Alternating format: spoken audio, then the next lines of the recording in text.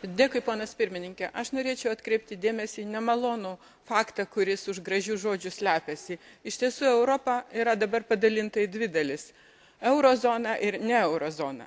Jeigu prieš valandą mes kalbėjom apie finansinių rinkų valdymą, akivaizdu, kad norima užtikrinti kapitalo judėjimą, finansų grupių veiklą visoje Europoje tolygiai, tai makroekonominis valdymas paliekamas nacionalinėje rankose ir kai atsiranda problemos, maždaug jūs ir spręskite tas problemas.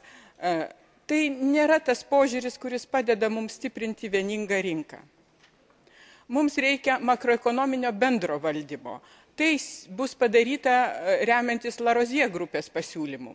Bet šito makroekonominio valdymo Europos mastu, ne tik eurozonos mastu, mums reikia jau dabar.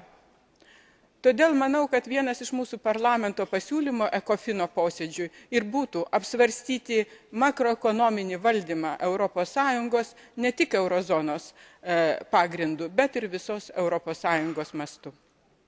Dėkui.